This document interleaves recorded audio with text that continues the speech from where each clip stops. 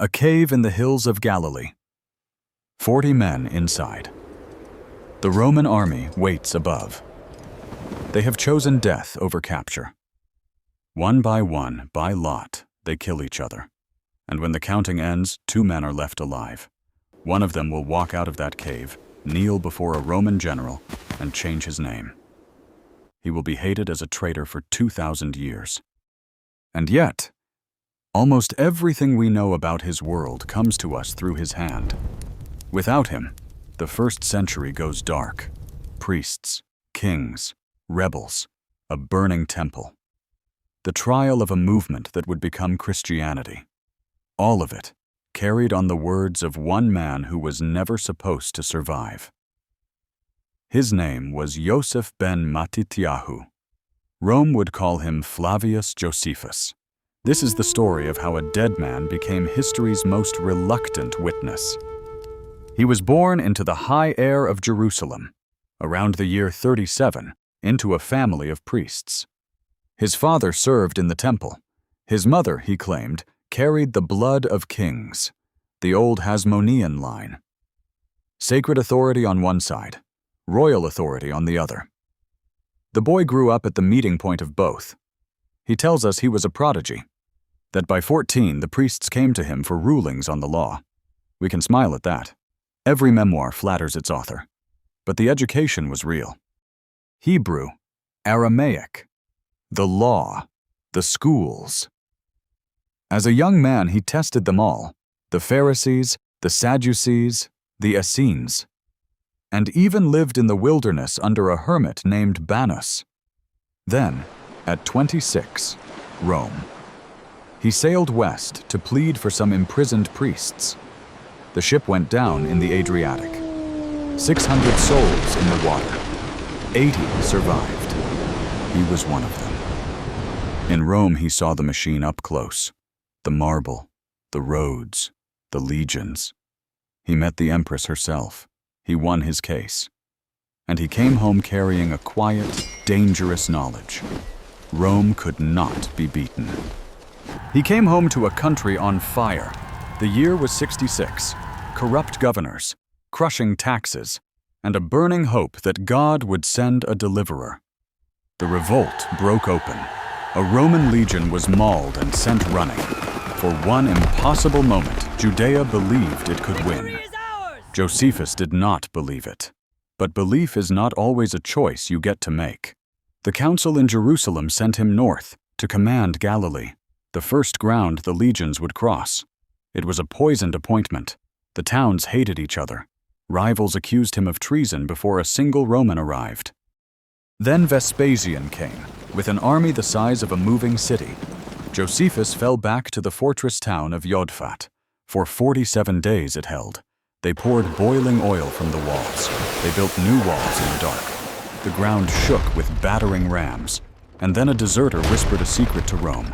Before dawn, the exhausted guards fall asleep. The Romans came over the walls at first light. The town died around him. And Josephus slipped into a cave with 40 of the leading men. You already know what happened there. The suicide pact, the drawn swords.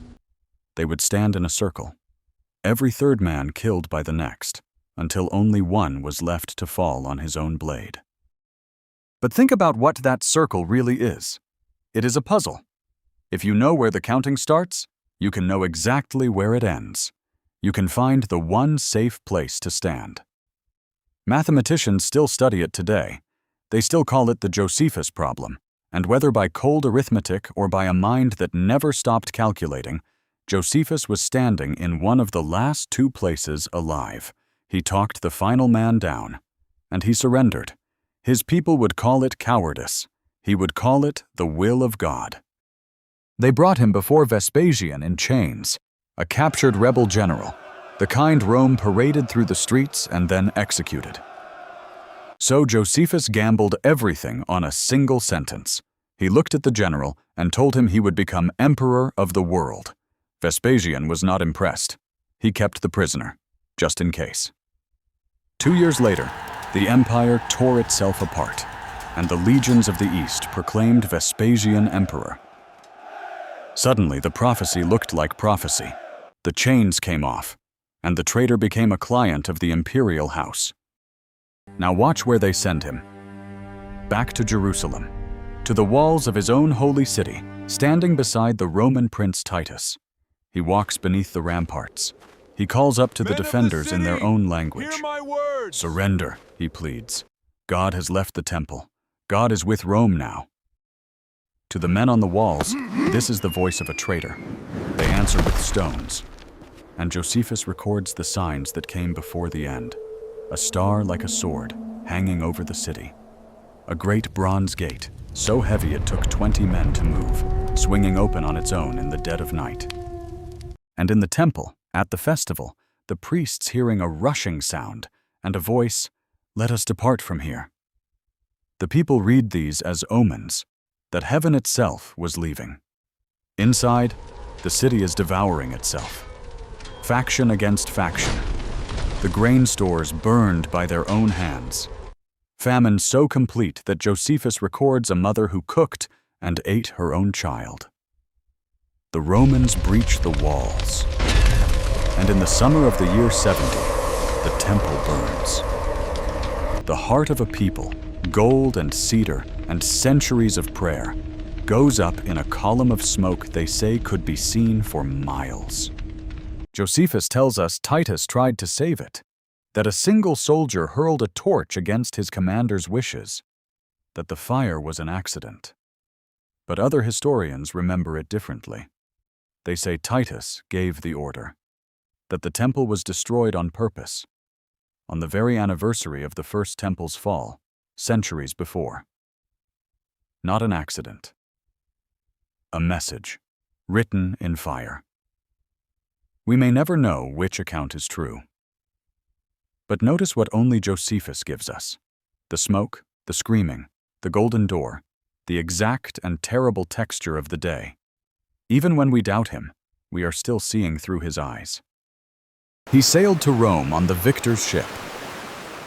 They gave him citizenship, a pension, a house that had belonged to the emperor, and a new family name, Flavius, the name of the men who had burned his city.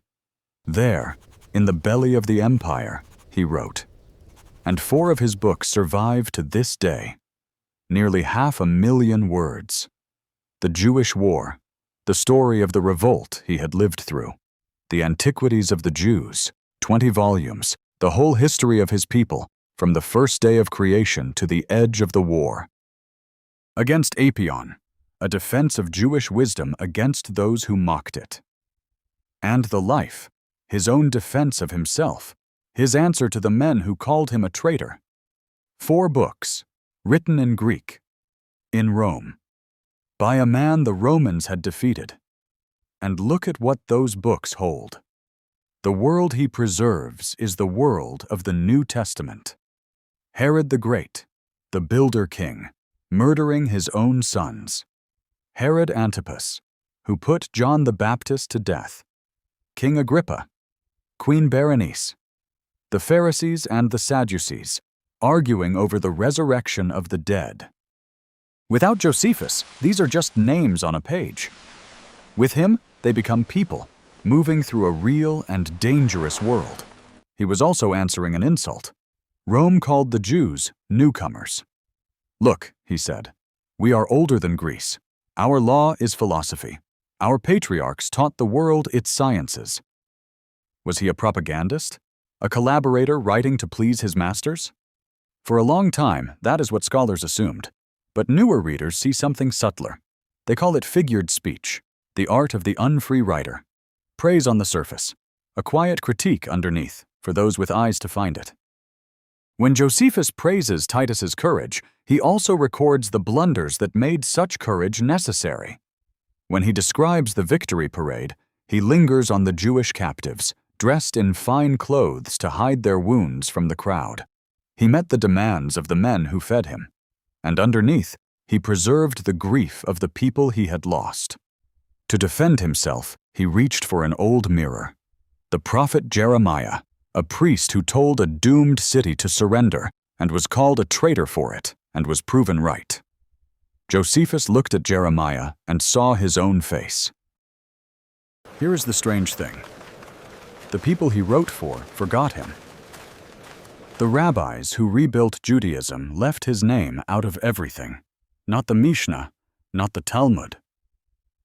A silence that lasted 1,000 years. And there was a reason. At the very hour Josephus was surrendering, another man was slipping out of Jerusalem.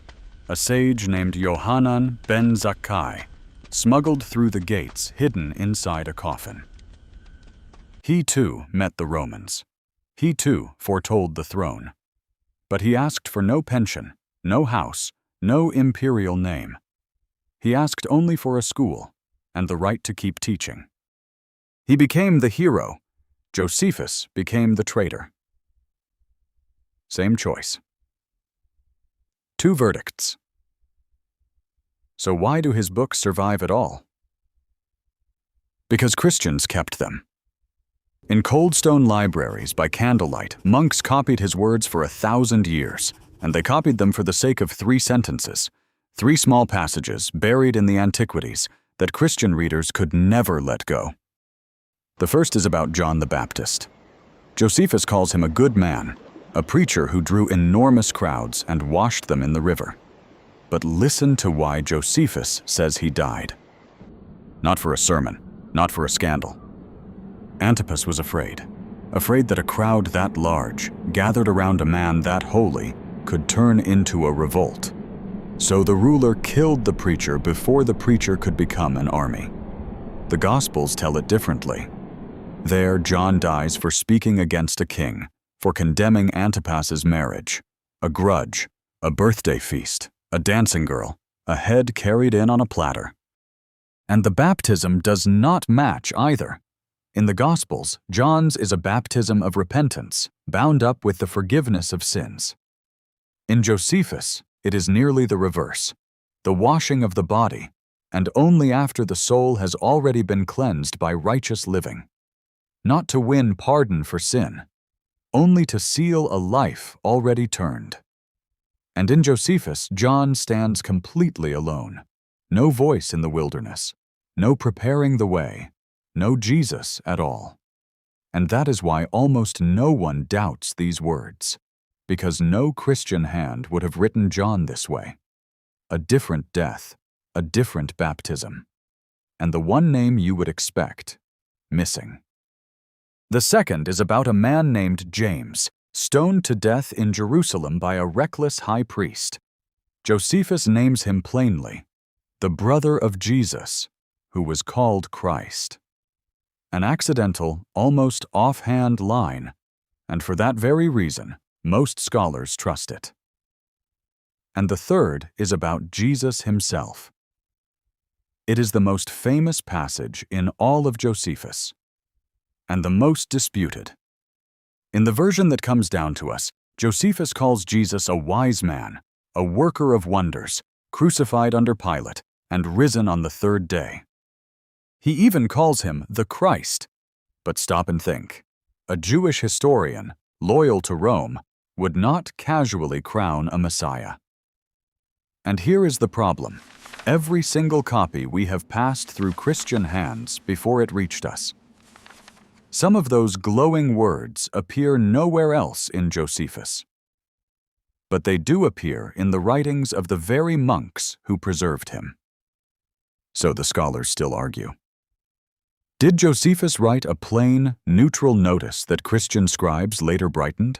Did he write it with a sneer, later polished into praise? Or did they write the whole thing for him? We may never recover his exact words. But the argument itself is the point. 2,000 years later, we are still leaning in to read him. And there is a deeper reason we keep him. Again and again, the ground has confirmed his words. Start with a single stone. The temple was a set of nested courts. The outermost was open to everyone, Jew and foreigner alike. But around the inner sanctuary ran a low stone barrier, and that barrier was a border between 2 worlds. Past it, the ground was holy.